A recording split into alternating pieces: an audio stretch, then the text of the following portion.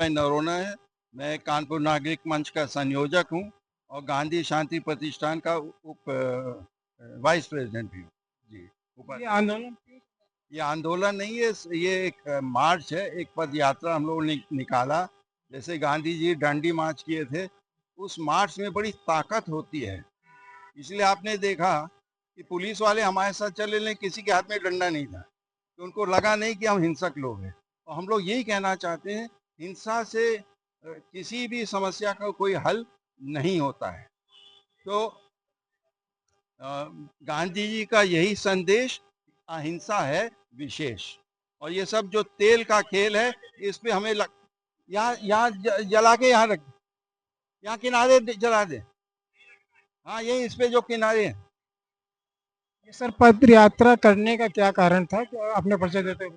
ये प्रोटेस्ट है, एक तरीके से उनके लिए एक अलार्म है कि आप इसको शांति के दूत बनकर हम आए हैं और शांति के प्रयास हमारे सार्थक हों इस ईश्वर में, क्योंकि सर्व धर्म भी है साथ साथ। ये प्रयास है कि हर धर्म में इबादत हो, अरदास हो, प्रार्थना हो, प्रेयर हो कि विश्व में शांति छाए, लोग सुखी होकर के अपने घरों में रहें। ये जो तेल का खेल या जो हथियार बेचने का खेल है, खत्म। शांति भंग कौन कर रहा है? अमेरिका। एक पक्ष देखिए, अमेरिका भी है, इजराइल भी है, सारे ही हैं। जब आपको हम छेड़ देंगे तो एक पक्ष रह नहीं जाएगा। आप भी प्रोटेस्ट करेंगे कि नहीं करेंगे? अगर हम आप पर जानलेवा हमला करेंगे तो आप अपनी जान बचाने के लिए कुछ करेंगे कि नहीं करेंगे? तो ईरान ने यही किया है और ईरान ने ये दिखा दिया है कि जिसके पास पब्लिक है, जिसको जनता का सपोर्ट है और जिसके पास जज्बा है, जिसके पास साहस है, उत्साह है, तो वो दुनिया की बड़ी से बड़ी ताकत उसके सामने नहीं रह सकती। आज देखिए अमेरिका का क्या हाल है। सर यूएसए का कहना है कि ईरान परमाणु बम बना रहा और जो कि यूएसए के पास कितने परमाणु बम है? आज तक विश्व के इतिहास में केवल एक राष्ट्र है जिसने परमाणु बम छोड़ा, और वो है अमेरिका, जिसने हिरोशिमा और नागासाकी पे परमाणु बम छोड़ा। तो आप कौन है दूसरों को सिखाने के लिए? कौन से दूध के धुले हो तुम? संयुक्त राष्ट्र में वीटो पावर क्यों दिया गया इन लोगों को? अब ये उस समय बना सेकेंड वर्ल्ड वॉर के बाद, इसीलिए तमाम जो ब्रिक्स देश और देश हैं कह रहे, जो यूएन है। मैं जगदम्बा भाई हूँ। हमारा मकसद यही है कि एक को पीठ ठोके साबित बेटा बनाया जाओ, तो हमारा हमारा कहना मानना। समझ गए? आपने समझ गए? और दूसरे को तुम बनाओगे ही नहीं और हमको दे दो जो नियम। हमको दादागिरी है, दादागिरी नहीं होनी चाहिए। विश्व शांति के लिए इसका उपयोग होना चाहिए, ये बात सही है। सारे देश इससे सहमत हों, लेकिन पहले तुम सहमत हो दादा, पहले दादा सहमत हों कि हमने जो एक गलती की थी पहले जापान में, अब वो गलती हम नहीं करेंगे। सभी लोग इसका उपयोग रचनात्मक ढंग से शांति के लिए करें। सर मैं ये कहूँ, एपस्टीन फाइल के अंदर मिस्टर मोदी का भी नाम है, एपस्टीन का भी नाम है और ट्रम्प का भी नाम है। लोगों को गुमराह करने है। आपको 6 लोगों का, 6 भारतीयों का नाम है। चलिए चलिए चलिए, मैं आता हूँ आपस में। कहीं ये दिमाग कन्वर्ट करने के लिए तो नहीं ये लोगों ने नहीं, ऐसी बात नहीं है। वो अलग बात है, वो अलग केस है, ये केस अलग। इसको तुम सर बताइए। मैं ये कहना चाहता हूँ, ईरान हमारा परंपरागत मित्र रहा है, सदियों से संबंध रहे हैं, हमारे व्यापारिक संबंध रहे हैं। वहाँ का वरिष्ठ एक आध्यात्मिक नेता या राष्ट्रपति भी मारा गया। मैं बुद्ध के देश का एक मतलब एज ए मोदी, बुद्ध के देश का मैं प्रतिनिधि हूँ, राजनेता हूँ। मैं 2 लाइन उसके शोक संवेदना अगर व्यक्त कर देता तो मेरी दोस्ती हमेशा कायम रहती, और हमारे जो ईंधन के जहाज थे, उसी 2 लाइन पे उन जहाज़ों को मित्रवत, हमारे जहाज़ों को कभी रोक नहीं लगती। इसी ईरान ने भी कल परसों अपने 2 भारतीय तेल टैंकरों पे अटैक किया। नहीं, वो हमारी उपेक्षा की वजह से, हमारे हमारे राजनेताओं की, हमारे देश की सरकारों की ईरान के प्रति उपेक्षा की वजह से, जो जो परंपरागत हमारा मित्रवत व्यवहार था, उसमें उपेक्षा व्यक्त की। इनकी मृत्यु के बारे में एक फोरम होता है, जब वो रजिस्टर वहाँ रखा जाता है शोक सभा वाला, तब जो है मित्र देश जाके इसमें हस्ताक्षर करते हैं। जब वहाँ रखा गया तब भारत ने अपनी शोक संवेदना प्रकट किया। नंबर 1 बात जो आप कह रहे हैं कि कर देते। दूसरी बात, जहाँ तक मित्र राष्ट्रों की बात है, ईरान ने हमेशा कहा कि भारत हमारा मित्र राष्ट्र है, उस पर रोक हमने नहीं लगाई है। जो ये क्या कहते हैं अटैक हुए हैं, अंत में ये गलती किसकी है? ईरान की नहीं है, ये गलती रक्षकों की है। उनको कहा गया है, मना किया गया है और माफी मांगी है राजदूत ने स्वयं। सर जो भारतीय तेल हाँ और वही टैंकर अभी अभी आ रहे थे ना, अभी उसकी अभी तैयारी की हाँ ईरान ने हाँ की है। हाँ, ईरान ने की है, उनके उसने किया है, तो उसमें गलती उनकी है। उनको बाद में समझाया गया है, गलत किया उन्होंने, जहाँ जिस तरह से किया हुआ हो। राजदूत ने माफी भी मांगी है कि भारत हमारा मित्र देश है, तो मित्रता में कहीं कोई खटाई नहीं आई। ये मत सोचिए कि देर किया, जब रजिस्टर रखा गया तुरंत भारत ने पहला उसमें लिखा अपनी क्या कहना चाहिए? सर हमारे वरिष्ठ नेता हैं, तो हो सकता है आपका अनुभव अधिक ज्यादा जानकारी होगी। मुझे उतनी स्टेशन जानकारी आपकी बात तो वैसे अब मैंने तो किसी मीडिया पर, फ्रंट मीडिया में या सोशल मीडिया में कहीं नहीं देखा कि हमारे राजनेता ने खामनेई की मृत्यु पर कोई शोक संवेदना व्यक्त की हो। अभी तक तो जहाँ तक आप भी पत्रकार बंधु हैं, मैंने तो नहीं सुना। तो वो बात अलग है, राजनेताओं ने बस आप समझते हैं कि ये ऑयल की जो समस्या चल रही है, ऑयल की, गैस की, कब तक समाप्त होगी भारत के अंदर? मुझे तो भाई जितना ज्यादा अनुभव नहीं, लेकिन एक आदमी की गलती की सजा पूरा देश भुगत रहा है, कौन है वो? जो हमारा राजनेता है। केवल तो दो लाइन हमारा राजनेता खामनेई की मृत्यु पर अगर तुरंत स्टेटमेंट दे देता, तो हमारे ईंधन के टैंकरों को कभी नहीं रोका जाता। आज जो फ्री में हमारे टैंकर आ रहे थे, अब उसको हमें शुल्क दे करके निकलना पड़ रहा है। भारत रूस से अच्छी मात्रा में ऑयल खरीद रहा था, किसकी गलती है? क्यों वापस कर लिया भारत ने? अपने राजनेता की गलती है, दबाव नहीं बना पा रहे हैं।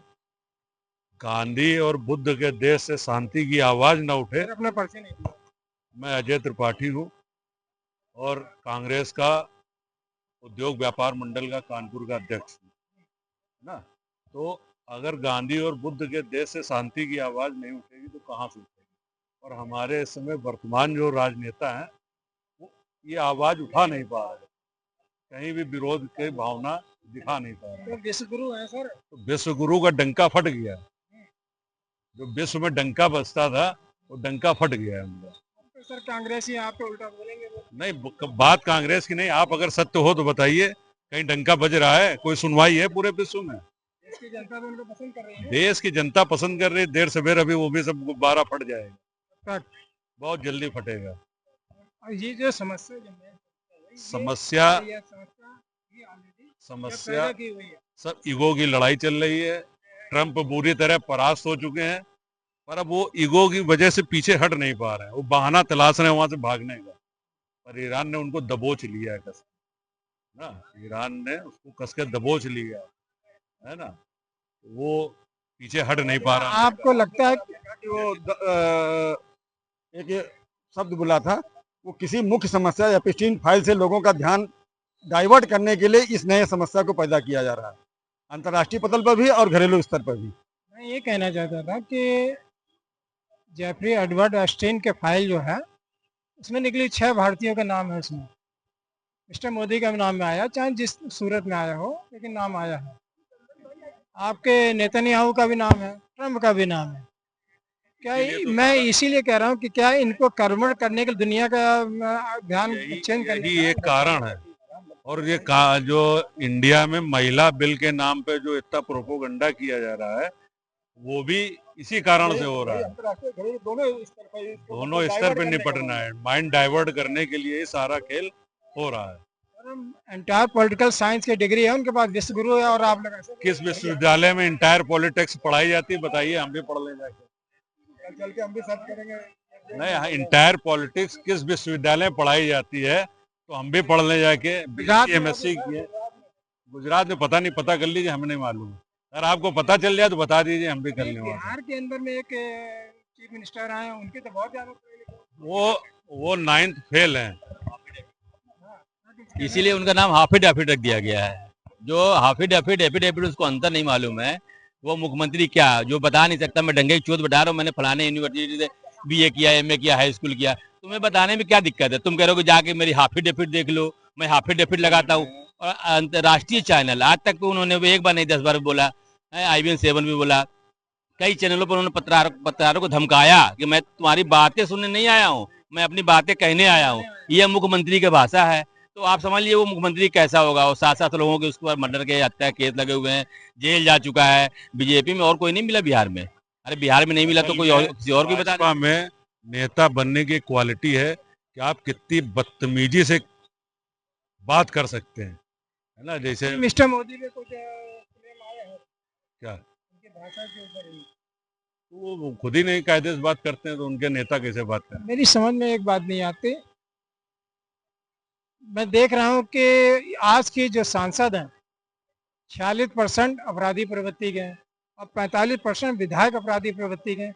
अपराधी लोग विधानसभा में लोकसभा में घुसे बैठे हुए हैं। वो कानून बनाएंगे और हम जैसे पढ़े लिखे लोग उनके आज समाज में सबसे बड़ी कमी यही है कि जो पढ़ा लिखा आदमी राजनीति में नहीं आ रहा है, क्योंकि इतनी गंदी बोली भाषा के लोग नेता बन गए हैं कि वो वहाँ एडजस्ट नहीं हो पा रहे। आज क्वालिटी चाहिए कि आप कितनी गंदी लैंग्वेज यूज कर सकते हैं, है ना। भाषा। देखिए, बीजेपी सरकार और मोदी जी का मकसद ही केवल चुनाव जीतना है। कहाँ पे चुनाव हो रहा है? चुनाव जीतना तो हर एक हर पार्टी का है, लेकिन किस तरह से जीतना है? जीते है नहीं। मैंने मेहनत किया, मैंने चुनाव जीता, मैंने अपने काम किया, उसके चुनाव जीता। आप 12 साल से अब सेंट्रल में आपकी सरकार है, आप कोई 12 काम नहीं गिना सकते हैं। चाहे उनके भक्त कोई 12 काम नहीं गिना सकते कि मैंने क्या। राम मंदिर अब उन्होंने बनाया, राम मंदिर उन्होंने बनाया। किसके पैसे से बनाया? कितने पैसे दिए? चंदन उन्होंने।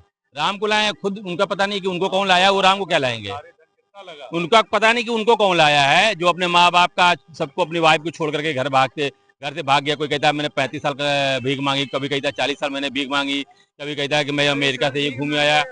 अब 70 साल और 15 साल वहाँ 20 साल मुख्यमंत्री रहे, 12 साल यहाँ पे वो हो गए। उम्र उनकी कितनी है? तो किया उन्होंने। फिर कहता है कि मैंने उसी में मैंने डिग्री ले ली, ये फलाने यूनिवर्सिटी, तो पता नहीं कौन सा यूनिवर्सिटी है और कौन सी डिग्री है, आज तक का पता नहीं चला पिछले 12 सालों में। आप लोग स्टेशन पे चाय बेची, वो स्टेशन तो आज तक मालूम नहीं पड़ पाया। तो मोदी जी जहाँ तक मेरी जानकारी में है 3 फंड है भारत के अंदर में जिस पर उनका कब्जा है और वो आरटीआई के बाहर भी कर दिया। आप उससे जानकारी भी नहीं ले सकते हैं।